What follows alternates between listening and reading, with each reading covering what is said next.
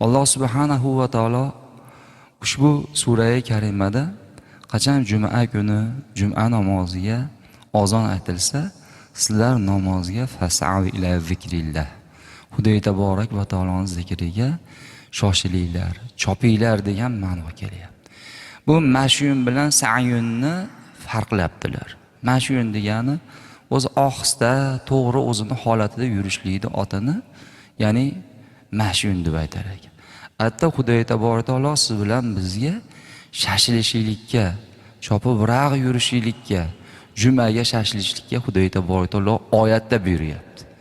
O'shaning uchun jumaga ketayotgan odam ayni shetiga amal qilaydi deb necha shashilib rag'i borishligi u odamdan talab qilinadigan narsa.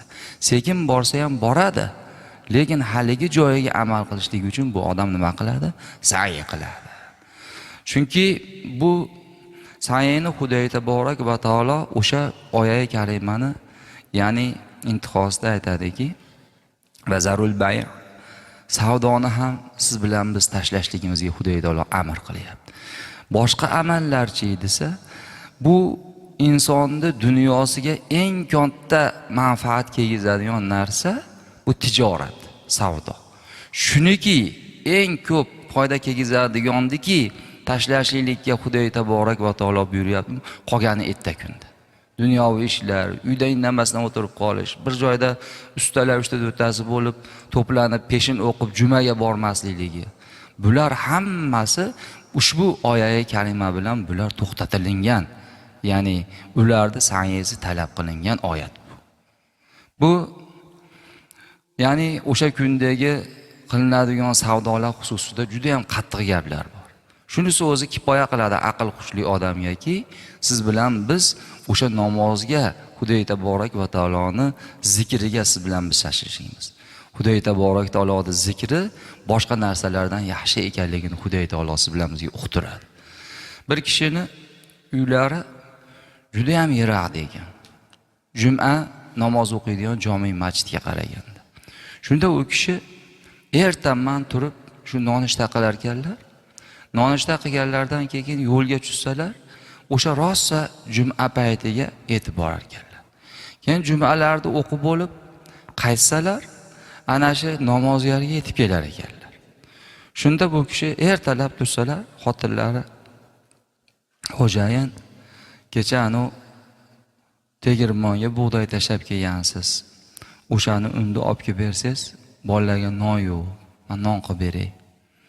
Yana eshagingiz ham ertaman, ya'ni qo'radan chiqib ketib qopti.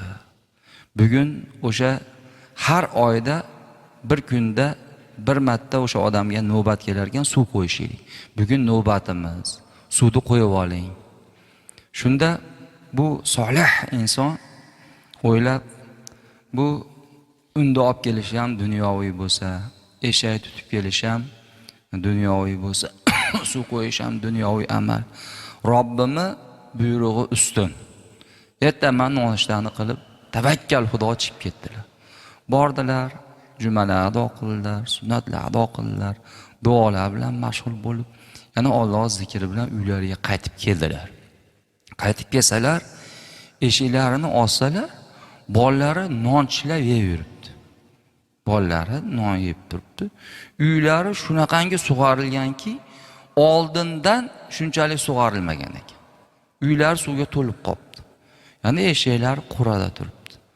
Xotinlardan holat so'rasalar, aytdilarki, mana qo'shnimiz o'zini uniga borsa, tegirmonchi adashib bizni qopni berib yuboribdi. Olib kelsa, hali qopni xotini ko'rib, bu Halimaxonning qopi-yu. Nima o'zimiznikini olib kelmadingiz? Boring o'zimiznikini olib keling, men buni olib kirib beraman deb haligi qo'shni xotin, ya'ni unda olib kirib beribdi. Alloh subhanahu va taolo bitta odamning xizmatiga, o'zini toatini ustun qo'ygan kishini xizmatiga boshqa odamning xizmatiga qo'yib qo'yapti. Shunda mahalladagi odamlar eshagingizni taniganligi uchun dalada o'tlab yurgan ekan, bular olib kelib qo'raga baylab chiqib ketdi yosh bolalar. Suv shunaqangi keldiki, hali 11 dir ekan, nima suv o'tadigan joy.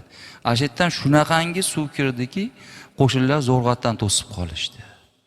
Qarangki, bu Alloh subhanahu va taoloning amrini ilgari qo'ygan dunyoviy amallaridan bu odamni mana dunyosiga Xudoy taolo kifoya qilib, ziyodasi bilan Xudoy taborak va taolo o'zi, ya'ni hamma yo'g'ini Xudoy taborak va taolo mukammal darajada Xudoy taborak taolo u odamni ko'ngli to'ladigan darajada Xudoy taborak taolo boshqa odamlarni xizmatga qo'yib qo'ygan. Bu xalqimiz ichida hali ham juma to'g'risida, ya'ni dilimizda mukammal, ya'ni masalan amal qilishlik, o'sha masalan kamchiligi bor. O'sha bo'sh joylari bor hammamizda ham. Bu juma shunaqangi ulug' toatki, shunaqangi ulug' ibodatki, Alloh subhanahu va taoloning rizochiga yetkazadigan, aksi bo'lsa Xudoy taborak va taoloning saxatini kelgizadigan, g'azabini kelgizadigan amal buni qilmaydigan bo'lsa. Ba'zilar aytadi, men jumaga bormasam 30 qilib olay. Xudoy taolo 9 qilib, yo'nki undan ham kam qilib qo'yadi. O'sha Xudoy taoloning rizochiga yurmaganligi uchun, Xudoy taborak va taoloning amrini ilgari qo'ymaganligi uchun nima bunaqa bo'lyapti deyveradi. Jumaga bormayotganlar ko'p ekan, undaq eshitsak. Jumani o'rniga o'shanaqa masalan peshin o'qiydigan yo mutlaq o'sha masalan namoz hali o'qimaydigan odamlar bor ekan. Alloh saqlasinki, bu juda ham odamni gunohkor qiladigan